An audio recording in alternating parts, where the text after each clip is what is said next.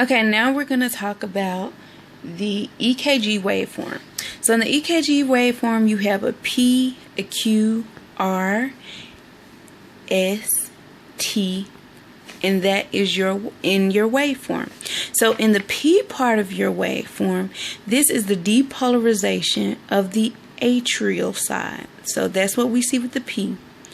And then when we go to the QRS, this is ventricular depolarization.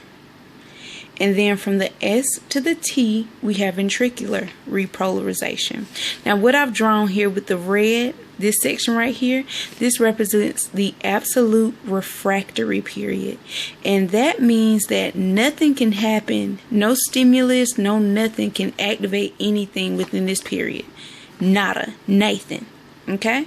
And then over here, I put relative refractory period because if a stimulus or something pops off right after this T begins going down, something can happen.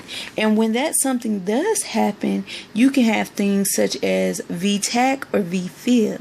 So that's where we have our life-threatening dysrhythmias that can occur right there. So just to talk about our P part of the wave right here. So during that part, when we're looking at an EKG, we want to make sure that our P waves look alike and that they come before the QRS. That's what you're going to really want to be seen. If you have one or more P waves before the QRS, that indicates that there's a heart block. And the origin, if they don't look alike, is most likely in the atrial section of the heart. Okay? So make sure these look alike and make sure they come before the QRS. If there's more than one, there's a heart block. And if it's not looking alike on your waveform, continuously looking alike, then we have an atrial origin issue. Okay, on to the QRS. Now we said this was our ventricular depolarization. So sometimes you may not see all three of the QRS portions of the waveform, but whatever you see on your rhythm strips, you need to make sure that they look alike. And in our QRS waveforms, we need that to be less than 0.12. Okay, and the most important thing about the QRS, we need to see if it is wide or narrow. If it is wide, then that indicates that we have a bundle branch block or a delay. So that is something that you really need to pay attention to. Okay, so then we have our T wave, which we've also discussed, and the T wave is considered the resting part of the cardiac cycle. But we said earlier about the T wave that during this upstroke area, which includes this absolute period, nothing can happen.